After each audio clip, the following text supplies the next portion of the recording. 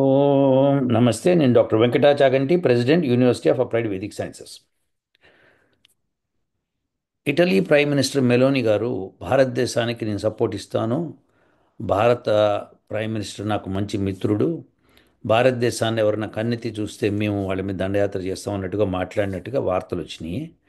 అది ఆ, ఆంధ్రప్రభ, ఆంధ్రజ్యోతి మరి న్యూస్లో, ఇక్కడ Giorgia Meloni to support India, Andhra Prabha digital, వీళ్ళు ఇక్కడ ఆంధ్రప్రభ డిజిటల్ వాళ్ళు ప్రచారం చేశారు.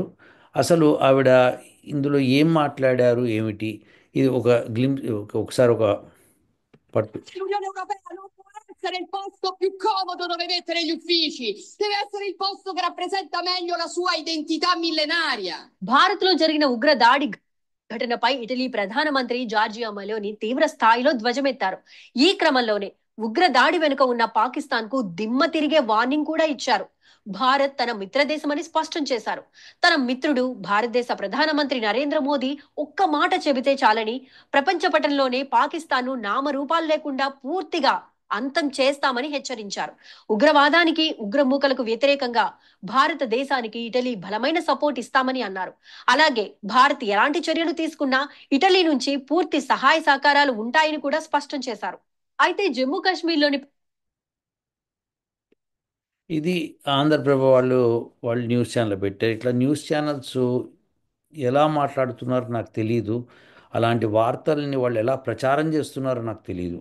ఎందుకంటే ఆవిడ మాట్లాడిందంతా కూడా ఇటాలియన్ లాంగ్వేజ్లో మాట్లాడారు ఆవిడ.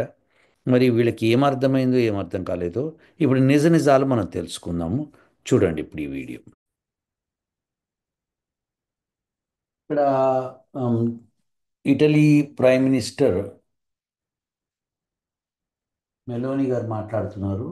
అయితే ఆవిడ ఇండియా గురించి, ఇండియాకి సపోర్ట్గా మాట్లాడిందని, ఆవిడ ఇండియా మీదకి ఎవరైనా దండయాత్ర చేస్తే మేము వాళ్ళని ఎదుర్కొంటాము, వాళ్ళని మేము ఇండియాని సపోర్ట్ చేస్తామన్నట్టుగా మాట్లాడిందని అన్నారు.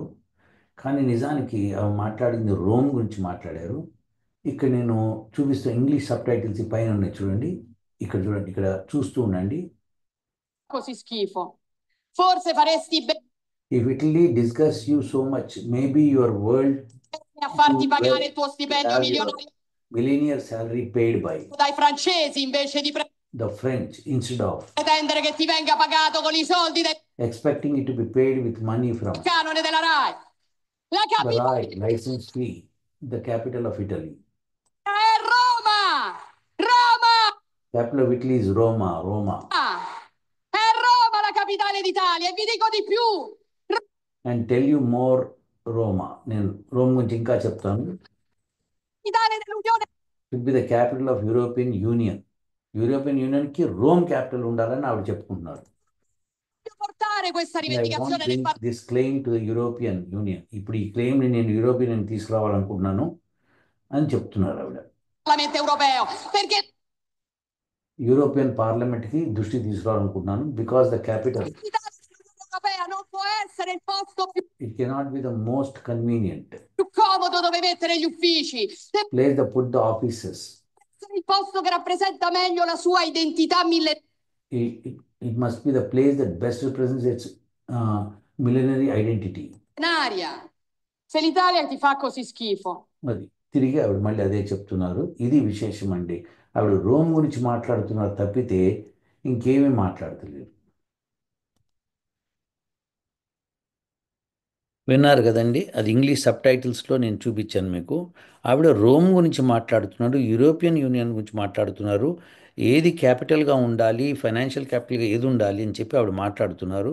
అవన్నీ ఆవిడ ఏవో మాట్లాడుకుంటున్నారు. వాళ్ళ కంట్రీకి సంబంధించిన యూరోపియన్ కంట్రీస్కి సంబంధించి మాట్లాడారు. ఎక్కడ భారత పేరు రాలేదు, భారత గురించి మాట్లాడలేదు. అయినా సరే వీళ్ళందరూ దీన్ని ప్రచారం చేస్తున్నారు.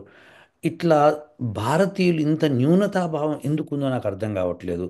మనం ఎవరో దేశాలు మనం సపోర్ట్ చేసేస్తున్నాయి, వాళ్ళందరూ మన గురించి మాట్లాడేస్తున్నారు అని చెప్పి. అట్లనే ట్రంప్ గురించి కూడా, ట్రంప్ ఏదో మాట్లాడాడు, ఇండియాకి సపోర్ట్ చేస్తాను, పాకిస్తాన్ సర్వనాశనం చేస్తాను అని చెప్పి వీడియోలు రిలీజ్ చేస్తున్నారు. ఇవన్నీ ఇట్లాంటి పుకార్లని మీరు నమ్మద్దండి. ఇష్టం వచ్చినట్టు వాళ్ళు చేసే ప్రచారాలు నమ్మద్దు. మన భారత ప్రధాని ఏమంటున్నారు, మన భారత డిఫెన్స్ మినిస్టర్ ఏమంటున్నారు, హోమ్ మినిస్టర్ ఏమంటున్నారు, అలానే అజిత్ దోవల్ గారు ఏమంటున్నారు, ఇవి వినండి, వాళ్ళ మాటలు కరెక్ట్గా వినండి.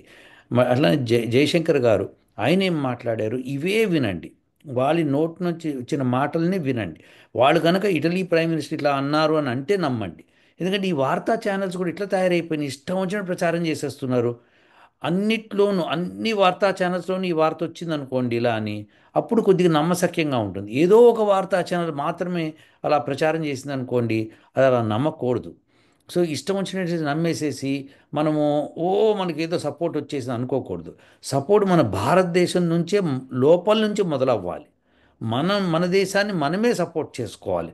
మనం అందరం ఒక్క త్రాటి మీదకి వెళ్ళాలి, అది చూడాలి. కానీ ఎవరో దేశం మనకి సహాయం చేస్తాం, మనకి ఇవన్నీ వేస్ట్ అండి. పక్కన ఇక్కడ ఇజ్రాయెల్ వాళ్ళు పక్కన పాలిస్తున్న చిన్న దేశాలు అవి.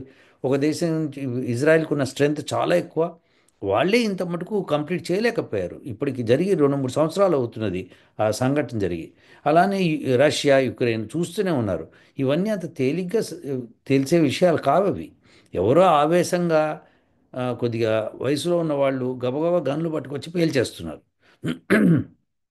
దానికి దేశాల మధ్య యుద్ధం అయిపోతుంది, దేశాలన్నీ మనకు సపోర్ట్ చేసేస్తాయి, మూడో ప్రపంచ యుద్ధం వచ్చేస్తుంది, ఇలాంటి మాటలన్నీ ప్రచారం చేస్తున్నారు. సో ఈ ఆ, ఆ, మెలోనీ గారు ఎవరైతే ఇటలీ ప్రైమ్ మినిస్టర్ ఉన్నారో, వారు మన దేశం గురించి ఇలా మాట్లాడలేదు. ఆవిడ మంచిగా మాట్లాడి ఉండొచ్చు, తప్పకుండా ఎవరైతే ఉగ్రవాదులు ఉంటారో వాళ్ళు చేయరు, కానీ ఈ వీడియో క్లిప్పింగ్లో ఎక్కడా మాట్లాడలేదు అది. సో అసలు ఎప్పుడూ అట్లాంటి మాటలు రానివి ఆమెను తీసుకొని ప్రచారం చేసేసుకోవడం అన్నది తప్పు అవుతుందండి. పైగా ఆ వీడియో చూపించి ప్రచారం చేస్తున్నారు. సో దయచేసి ఎవరు నమ్మకండి అలాంటి మాటలు, ఇష్టం వచ్చినట్టు మాట్లాడేస్తున్నారు. మన దేశంలో ఉన్న వాళ్ళేం మాట్లాడుతున్నారు, కొంతమంది ఏం మాట్లాడకుండానే మాట్లాడుతున్నట్టుగా ప్రచారం చేసేస్తున్నారు. ఇది యూట్యూబ్లో చేస్తున్న వాళ్ళకి కాస్తంత ఆ, అది ఆ అవగాహన లోపం జరుగుతోంది. సో అంతేకాకుండా వాళ్ళు వ్యూస్ కోసము, తర్వాత యూట్యూబ్లో ఎక్కువ వ్యూస్ వచ్చేస్తే మనకు పైసలు ఎక్కువ వచ్చేస్తాయి అనే దాంతో ఏవో ఒక ఒక అద్భుతం జరిగిపోతోంది, ఇలా జరిగిపోతుంది, అలా జరిగిపోతుంది ప్రచారం చేసేస్తున్నారు. బ్రహ్మంగారు గుళ్ళోంచి ఇంకా మాటలు వినిపిస్తున్నాయి బ్రహ్మంగారు అని ఒక ఆవిడ, ఇలా ఏవేవో పిచ్చి పిచ్చి మాటలన్నీ చేసి ప్రజల్ని మభ్యపెడుతున్నారు, భ్రష్టు పట్టిస్తున్నారు. మనమంతా కూడా నిజాయితీగా పని చేసుకుందాం, పని చేసుకుంటూ నిజాయితీని నమ్ముతాం. ఇలాంటి చౌకబారు మాటలు నమ్మద్దు. సో ఐ డోంట్ నో మరి ఆంధ్రప్రభ లాంటి న్యూస్ పేపర్ అది ఒకప్పుడు ఎంత ఎక్సలెంట్ పేపర్ అది, మరి అది ఇలా దిగజారిపోయింది ఏంటో నాకు అర్థం కావట్లేదు. మరి తెలిసి మాట్లాడుతున్నారా, తెలియక మాట్లాడుతున్నారా, లేదా ఏదో ఒకటి మాట్లాడేద్దామని మాట్లాడేస్తున్నారా, అర్థం కావటం లేదు. ఒకసారి ఆలోచించండి. మీకు ఈనాడు ఈటీవీ న్యూస్ వస్తుంది, దానిలో ఎక్కడన్నా ఈ విషయం చెప్పారా? వినండి, కాస్త జాగ్రత్తగా వినండి. ఎక్కడ మీకు వినిపించదు. పోనీ నేషనల్ ఛానల్స్ ఉన్నాయి, నేషనల్ ఛానల్స్లో ఎక్కడ వినిపించిందా? పోనీ సాక్షి టీవీ లాంటి దానిలో, పోనీ ఇంకేదైనా ఛానల్లో, ఏదైనా మంచి రిప్యూటెడ్ ఛానల్ ఏదైతే ఉందో, ఎవరైతే ఎక్కువగా సమాచారాన్ని భద్రపరిచి కరెక్ట్గా ఇస్తారో అలాంటి ఛానల్స్లో ఎక్కడైనా మీకు విన్నారా ఈ విషయాన్ని? వినుండరు మీరు. ఇప్పుడు నేషనల్ ఛానల్స్ కొన్ని ఉన్నాయి, లైక్ ఇప్పుడు రిపబ్లిక్ ఛానల్ ఉంది. సో దానిలోను, తర్వాత ఇంకోటి న్యూస్ 18 అనేది ఒకటి ఉంది, సిఎన్ఎన్ న్యూస్ 18 సిఎన్ఎన్ అనేది, వీళ్ళలో కూడా మంచి ప్రచారం చేస్తారు. ఇండియా టుడే ఉంది. ఆ, ఇట్లాంటి ఛానల్స్ అన్ని ప్రచారం చేసేయాలి మరి పాటికి. అలా కాకుండా మీరు కేవలం ఇలాంటి న్యూస్ వినట్టే పెద్ద పెద్ద వాళ్ళు కూడా తప్పులు చేసేస్తున్నారు. సో ఇది తప్పండి, ఇలా చేయకూడదు. ఇది ఈ ఈ విషయాన్ని నేను ఖండిస్తున్నాను. అందరూ కూడా, ఎందుకంటే లేనిపోని గొడవలు లేపుతున్నారు మీరు. ఇలా చెప్పి మీరు యూనో ఒక భ్రమ కలిగిస్తున్నారు. భ్రమ కలిగించి మనం యుద్ధం వచ్చినప్పుడు ఇటలీ వాళ్ళు వస్తారని అనుకోవడం మనకి సహాయంగా. ఇటలీ రావడం ఏంటి బాబు, మన దేశమే చాలా స్ట్రాంగ్. ఈ దేశాలు అన్నిటికైనా మన దేశం, భారతదేశం చాలా స్ట్రాంగ్. అది అసలు అగ్ని మిసైల్ ఎక్కడి దాకా వెళ్ళిపోతుంది తెలుసా మీకు? ఎన్ని ఎన్ని వేల కిలోమీటర్లు వెళ్తుంది తెలుసా మీకు? ప్రపంచంలోనే అది ఎక్కువ రేంజ్ ఉన్నది. అలాంటి మిజైల్స్ మన దగ్గర ఉన్నాయి. మీరు ఎందుకు వరి అవుతున్నారు? అసలు భారతదేశానికి వరి ఏం లేదు. సో యుద్ధం జరిగినప్పుడు ఇప్పుడు బాక్సింగ్ రింగ్లో ఇద్దరు చేరారండి. సో ఒకతనే కొడుతూ ఉంటాడా మహేష్ బాబు లాగా? మహేష్ బాబు సినిమాలో మహేష్ బాబే కొడుతుంటాడు, మిగతా వాళ్ళు తనులు తింటుంటారు. ఎన్టీఆర్ సినిమాలో ఎన్టీఆరే కొడుతుంటాడు, మిగతా వాళ్ళు తనులు తింటుంటారు. అట్లా రామ్ చరణ్ సినిమా, అల్లు అర్జున్ సినిమా వాళ్ళే కొడుతుంటారు, మిగతా వాళ్ళు తనులు తింటుంటారు. వాళ్ళకి దెబ్బలు తగలవు. విశేషం అదనమాట. అలా కాదు, యుద్ధం జరిగినప్పుడు రెండు వైపులా నష్టం జరుగుతుంది. ఎవరికి ఎంత నష్టం జరిగింది అన్నదే విశేషం అనమాట. అక్కడ యుద్ధం ఎవరు గెలిచారు అంటే అది అనమాట. సో ఇలా మనము ఈ శాంతి కాముకాలు ఇవన్నీ ఇప్పుడు చాలా ఇది చాలా జాగ్రత్తగా వినండి. ఇప్పుడు మీరు నరేంద్ర మోడీ గారిని అడుగుతున్నారు యుద్ధం ఎప్పుడు చేస్తారు, ఏం చేస్తారు అని. అయితే ఆయన మెల్లగా చేసేస్తాం, అసలు ఇది వాడిని పట్టేస్తాం, ఎవరిని పీకేస్తామని చెప్తున్నారు. వెరీ గుడ్, షాబాష్. కానీ ఎప్పుడు అన్నది ఒక సమస్య అవుతుంది. అయితే లేదండి, దానికి ఒక స్ట్రాటజీ ఉంటుంది. వాళ్ళ ఎత్తుగడలన్నీ తెలుసుకోవాలి మనము. వాళ్ళు ఎక్కడెక్కడ వాళ్ళ సైన్యం ఉందో తెలుసుకోవాలి. ఆ తర్వాత మనము యుద్ధం చేయాలి. అవన్నీ మనకి మనకి ఆ గుప్పిట్లోకి వచ్చిన తర్వాత ఆ విశేషాలన్నీ అప్పుడు చేయాలి. ఏమైనా బుద్ధి ఉందా అండి? భారతదేశం ఇన్ని సంవత్సరాల నుంచి మనకు సైన్యం ఉంది. ఇప్పటిదాకా వాళ్ళ గుట్టు తెలియదా మనకి? ఇంకా తెలియకపోతే ఇంకేం చేస్తాం సైన్యం? ఇంటెలిజెన్స్ ఏం చేస్తుంది మరి? తెలుసుకోవాలి. తెలుసుకొని రెడీగా పెట్టుకోవాలి. ఎప్పటికప్పుడు రెడీగా పెట్టుకోవాలి. రేపు పొద్దున, ఇవాళ పొద్దున, ఇప్పుడు ఈ క్షణంలో యుద్ధం వచ్చినా సరే నేను వెంటనే నాకు అవన్నీ గుప్పిట్లో ఉన్నాయి కాబట్టి వెంటనే నేను అటాక్ చేస్తాననేటట్టుగా ఉండాలి. సో అలా చేయకుండా సైన్యం నిద్రపోతున్నారా? అంటే నాయకులందరూ ఎంతసేపు ఇంటర్నల్ పాలిటిక్స్తో వాళ్ళు ఇక్కడ ఎలక్షన్స్ ఉన్నాయి, అక్కడ ఎలక్షన్స్ ఉన్నాయి, ఇక్కడికి వెళ్ళాలి, అక్కడ స్పీచ్లు ఇవ్వాలి, నేను గొప్ప, ఇది గొప్ప, అది గొప్ప అని చెప్పుకోవడం. కానీ దేశ భద్రత గురించి ఫస్ట్ అది మనం ఎప్పటికప్పుడు రెడీగా ఉండాలి. అనుక్షణం రెడీగా ఉండాలి. ఈ క్షణం జరిగిందంటే నెక్స్ట్ క్షణం వారు వెళ్ళిపోవాలి. గుర్తుపెట్టుకోండి, భారతదేశం యుద్ధానికి వెళ్తేనే భారతదేశం ఎకనామికల్గా స్ట్రాంగ్ అవుతుంది, లేకపోతే అవ్వదు. భారతదేశం యుద్ధం చేసి తీరవాలి. ఇంటర్నల్గా, ఎక్స్టర్నల్గా రెండు వైపులా యుద్ధం చేయాల్సిందే భారతదేశం. దానికే నాయకులు ఉండాలి. అంతేకాని మేము గొప్ప, మేము అన్నీ చేసాం, మేము ఈ ఈ ఈ స్కీమ్ పెట్టాం, ఆ స్కీమ్ పెట్టాం, ఫ్రీగా ఇది ఇచ్చాం, ఫ్రీగా అది ఇచ్చాం, ఇది కాదు. ఇంటర్నల్ శత్రువులను ఏరేసేయాలి, బయట ఉన్న శత్రువులను చంపేసేయాలి. ఇది గ్యారంటీగా దేశం చేసినప్పుడు దేశం సుభిక్షం అవుతుంది, దేశం బ్రహ్మాండంగా పురోగతి చెందుతుంది. కానీ చాలామంది ఏమంటారంటే యుద్ధం జరిగితే చాలా నష్టాలు జరుగుతాయి, ఇంత ఖర్చు అయిపోతుంది, అంత ఖర్చు అయిపోతుంది, భారతదేశం మీద భారం పడుతుంది. భారం పడదండి. ఇప్పుడు 70లో వార్ వచ్చింది, 62లో వార్ వచ్చింది, ఏం భారం పడిందంటే ధరలు పెరిగినాయి కదా అంటే, ఏం మీరు బతుకుతలేరా, నేను బతుకుతలేనా? ధరలు పెరుగుతున్నాయి, మన అదే జీతాలు పెరుగుతున్నాయి, అదే డబ్బుతో మనం కొంటున్నాం. So this no problem about that. భారతదేశం సుభిక్షంగా ఉంటుంది, ప్రాబ్లమే ఉండదు. యుద్ధం చేసి తీరవలే. భారతదేశం వెంటనే యుద్ధం చేయాలి, వీలైతే ఆక్యుపై చేసేయాలి. తర్వాత సంగతి తర్వాత. బంగ్లాదేశ్ని ఆక్యుపై చేశారు, ఇటు పాకిస్తాన్ ఆక్యుపై చేసి నలకొట్టి చెదకొట్టేయాలి ఫర్ ష్యూర్. ఇది చేస్తే కానీ భారతదేశం బాగుపడదు. భారతదేశానికి ఆ దమ్ము లేకపోతే ప్రతి 10 నిమిషాలకు ఒకసారి శాంతి, శాంతి, శాంతి అనుకుంటూ పోతే సర్వనాశనం అయిపోతుంది. అలా చెయ్యొద్దు. మన దగ్గర ఉన్న పొటెన్షియల్ని మనం రైజ్ చేద్దాం. రైజ్ చేసి యుద్ధానికి వెళ్దాము, తేల్చుకుందాం, అటు ఇటు తేల్చుకుందాం. ఎందుకంటే ఈ ఈ ఈ శాంతి కాముకులము దాని మూలంగా మాకు స్వాతంత్రం వచ్చింది అటువంటిది ఏం లేదండి. సుభాష్ చంద్రబోస్ యుద్ధం చేయబట్టి మనకి స్వాతంత్రం వచ్చింది. ఆ విషయాన్ని ఆయన చనిపోయాడు కాబట్టి మనకి ఇంకా మార్గం లేదు కాబట్టి వీళ్ళని ఒప్పుకున్నాం. కానీ యాక్చువల్గా ఆయన చేసింది.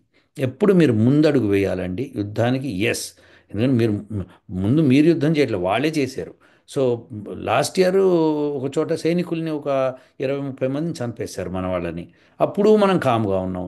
అంతకుముందు జరిగిందని ప్రతి సంవత్సరం అంటే జరుగుతూ పోతుంది అంటే ఇదేం అర్థం అండి?